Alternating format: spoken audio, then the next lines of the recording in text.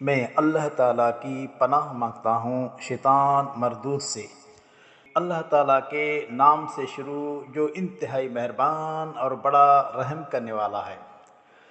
ضرور آنے والی یعنی قیامت۔ ضرور آنے والی کیا ہے؟ آپ کو کیا معلوم کہ ضرور آنے والی کیا ہے؟ سمود اور عاد قوموں نے اچانک ڈرا دینے والی آفت یعنی قیامت کو جھٹلا دیا، تو سمود قوم تو بالآخر سخت چیخ کے ذریعے تباہ کر دی گئی، اور عاد قوم سخت طوفانی ہوا کے ذریعے تباہ کر دی گئی۔ اللہ تعالیٰ نے ان پر 7 راتیں اور 8 دنوں تک مسلسل طوفانی ہوا چلائی، اور اگر آپ انہیں وہاں دیکھتے تو لگتا گویا وہاں کھجوروں کے کھوکھلے تنے پڑے ہوئے ہیں۔ کیا آپ ان میں سے کسی کو باقی بچا ہوا دیکھ رہے ہو؟ اور ایسے ہی جرائم فرعون اور ان سے پہلے کے لوگوں اور تباہ شدہ بستیوں کے رہنے والوں نے بھی کیے تھے۔ انہوں نے اپنے پروردگار کے رسول کی نافرمانی کی تو اللہ تعالیٰ نے انہیں انتہائی سختی سے پکڑ لیا۔ پانی کا طوفان جب حد سے بڑھ گیا تو بے شک ہم نے تمہیں یعنی تمہاری ابتدائی نسل نوح علیہ السلام اور اس پر ایمان لانے والوں کو بیڑے میں سوار کر دیا تھا، تاکہ اس واقعے کو تمہارے لیے یادگار بنا دیں اور اچھی طرح سننے والے کانوں سے یاد رکھ سکیں۔ پس جب ایک مرتبہ سور میں پھونکا جائے گا، زمین اور پہاڑوں کو ایک ہی چوٹ میں ریزہ ریزہ کر دیا جائے گا۔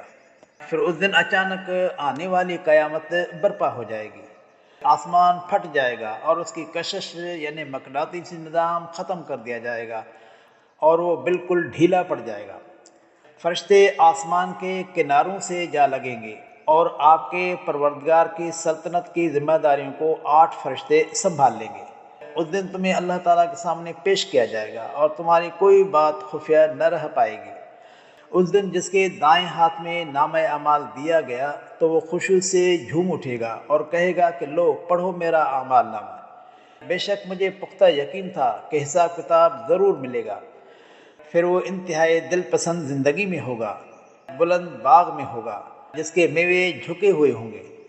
ان لوگوں سے کہا جائے گا کہ تم نے ماضی میں جو کچھ نیک اعمال کیے تھے ان کے بدلے میں مزے سے کھاؤ اور پیو، اور جسے اس کا اعمال نامہ بائیں ہاتھ میں دیا جائے گا تو کہے گا کہ اے کاش میرا نامہ اعمال مجھے دیا ہی نہ جاتا، اور کاش مجھے معلوم ہی نہ ہوتا کہ میرا حساب کتاب کیا ہے، کاش میری دنیا والی موت ہی میرا ہمیشہ کے لیے خاتمہ کر دیتی، میرا مال بھی میرے کسی کام نہ آیا، میری تو حکمرانی بھی چلی گئی۔ اے فرشتوں پکڑو اسے اور گردن میں رسا باندھ دو، پھر اسے جہنم میں پھینک دو، اسے 70 گز لمبی زنجیر میں جکڑ دو۔ بے شک یہ آدمی اللہ تعالیٰ پر ایمان نہیں لاتا تھا جو سب سے بڑا ہے، اور نہ مسکین کو کھانا کھلانے کی تلقین کرتا تھا، اسی لیے یہاں آج اس کا کوئی جگری دوست نہیں ہے۔ یہاں اس کے لیے زخموں کے پیپ کے علاوہ اور کوئی خوراک نہ ہوگی، ایسی خوراک جو مجرموں کے سوا اور کوئی نہیں کھائے گا۔ پس میں ان چیزوں کی قسم کھاتا ہوں جنہیں تم دیکھتے ہو، اور ان چیزوں کی بھی جنہیں تم نہیں دیکھتے ہو۔ بے شک یہ رسول کریم کا قول ہے، یہ کسی شاعر کا کلام نہیں ہے، تم تھوڑے لوگ ہی ایمان لاتے ہو۔ یہ کسی افسوں گر یعنی کاہن کا کلام نہیں ہے، مگر تم لوگ کم ہی نصیحت لیتے ہو۔ یہ رب العالمین کی طرف سے نازل ہوا ہے۔ اگر یہ نبی صلی اللہ علیہ وسلم اپنی باتیں گھڑ کر ہماری طرف منسوب کرتا تو یقیناً ہم اس کے دائیں ہاتھ کو پکڑتے اور اس کی شہرت کو کاٹ دیتے۔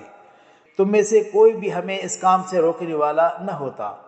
در حقیقت یہ قرآن پرہیزگاروں کے لیے نصیحت ہے۔ ہمیں سب معلوم ہے کہ تم میں سے کچھ لوگ اس قرآن کو جھٹلانے والے ہیں۔ بے شک یہ قرآن کافروں کے لیے بڑی حسرتوں کا سبب ہے۔ بے شک یہ قرآن بالکل سچا ہے۔